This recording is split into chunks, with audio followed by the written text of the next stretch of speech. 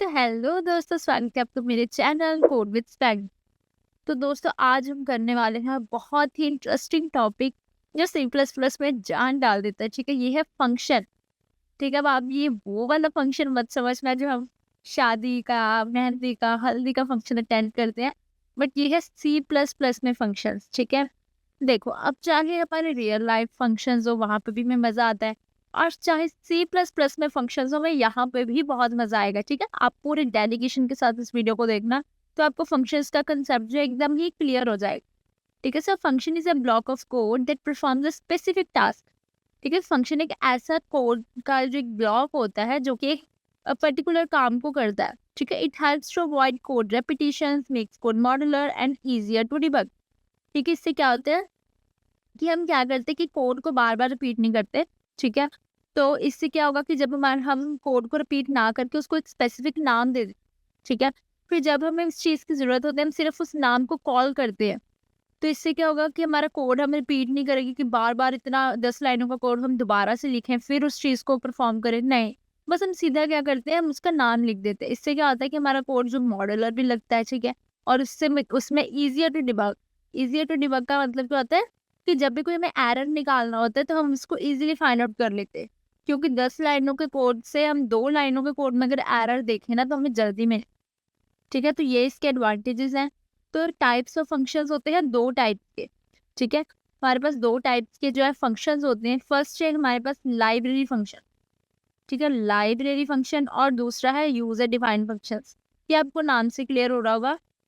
User defined function होता है created by the programmer.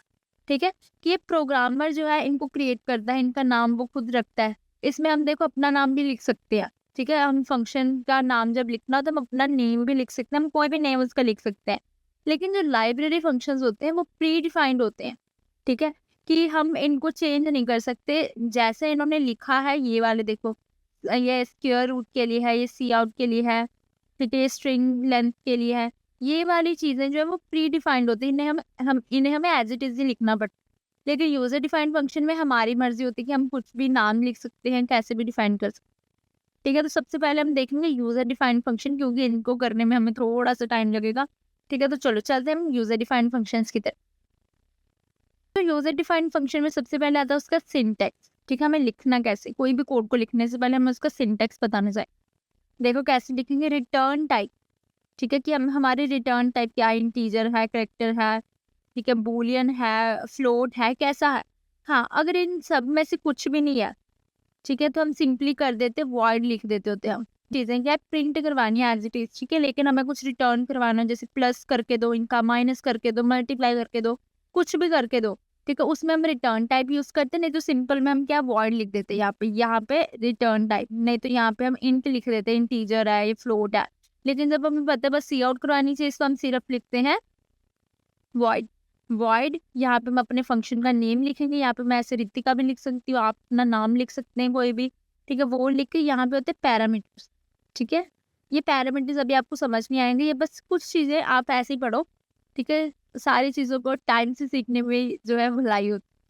ठीक है, यहाँ पे सबसे पहले रिटर्न टाइप, फंक्शन का नाम, पैरामीटर्स, उसके बाद आती है बॉडी ऑफ द फंक्शन। ठीक है, यहाँ पे बॉडी ऑफ द फंक्शन आएगा। ठीक है, ब्रैकेट्स के अंदर इसमें लिखा होगा कि कोड क्या है, एग्जीक्यूट का होना है।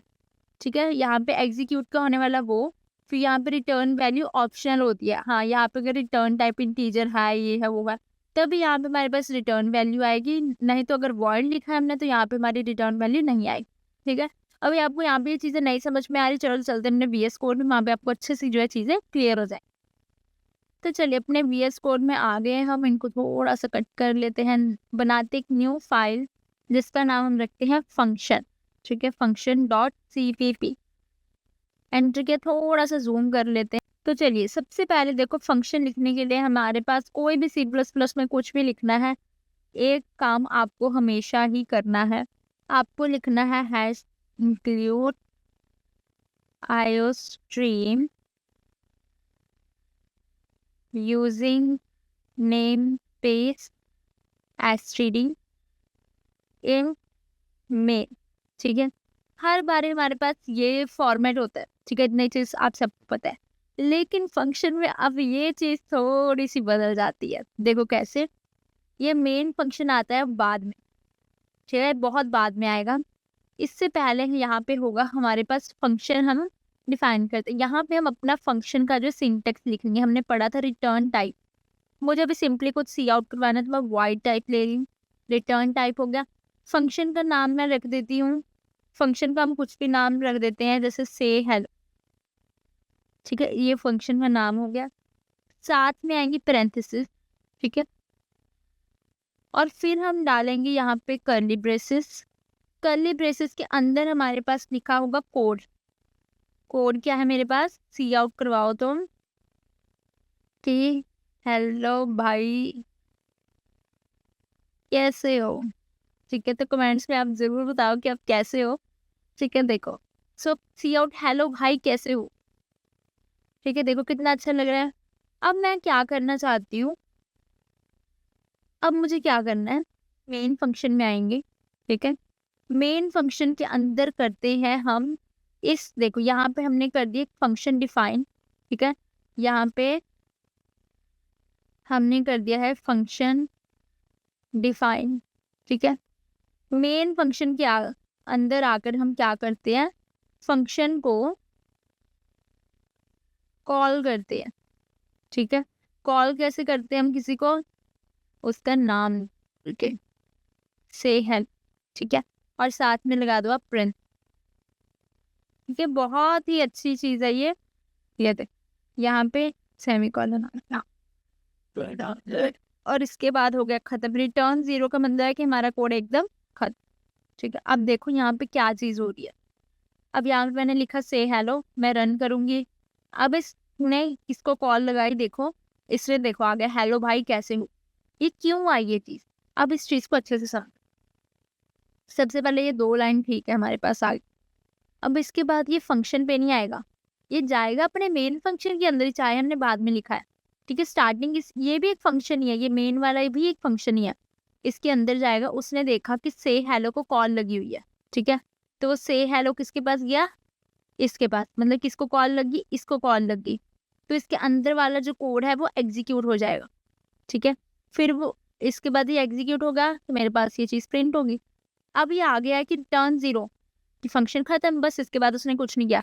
तो अब मैं क्या करूँगी, एक बार और कॉल लगाऊँ से हेलो, ठीक है। से हेलो को मैंने दोबारा कॉल लगाई।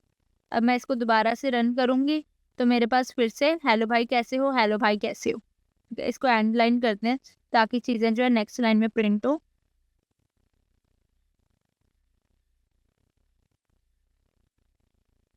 देखना हेलो भाई कैसे हो, हेलो भाई कैसे हो, देख, ठीक है। तो यहाँ पे हम 50 बार इन कॉलिंग कर सकते हैं। अब आप बोलोगे कि ये क्या बात हुई, ठीक है, कि लूप्स में तो हम यही चीज कर रहे थे कि 1 से 50 तक आप प्रिंट करवा दो, 50 चीजें, 100 चीजें, 5000 चीजें प्रिंट करा दो। लेकिन वहां पे क्या होता था, वहां पे होता था कि आपने 5 चीजें बोल दी कि 5 चीजें प्रिंट कराओ, तो वो लगातार 5 चीजों को प्रिंट करवा दे।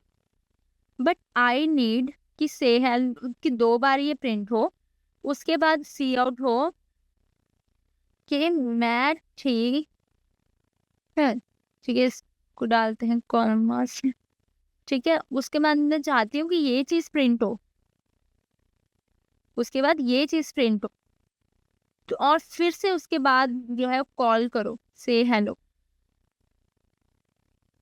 ठीक है। अब क्या होगा, एक बार से हेलो को होगा मतलब कि ये चीज प्रिंट होगी, फिर से हेलो को होगा, फिर से ये चीज प्रिंट होगी, फिर सी आउट होगा मैं ठीक हूँ तो मैं ठीक हूँ वाला प्रिंट होगा, फिर से हेलो को तो दोबारा से। अब मेरे पास 4 चीजें जो है वो प्रिंट होकर आ जाएगी। देखो आप, हेलो भाई कैसे हो, हेलो भाई कैसे हो, मैं ठीक हूँ, हेलो भाई कैसे हो। देखा कितना मजेदार ये चीज थी। तो ये बहुत सारे टॉपिक्स होते हैं वैसे फंक्शन में, जैसे इसके एक्चुअल पैरामीटर्स, फॉर्मल पैरामीटर्स, पर हम धीरे धीरे आगे की नेक्स्ट आने वाली वीडियोस में सब कवर कर लेंगे। आज इस वीडियो में मेरा ये मेन मकसद ये था कि फंक्शन वर्क कैसे करता है, कि पहले वो कहाँ पे जाता है, फिर वो कहाँ पे जाता है, ठीक है। हाँ, एक बात जो मेन आप चीज आप लोगों को बताना चाहती हूँ कि आज हम फंक्शंस की बात कर रहे हैं, ठीक है।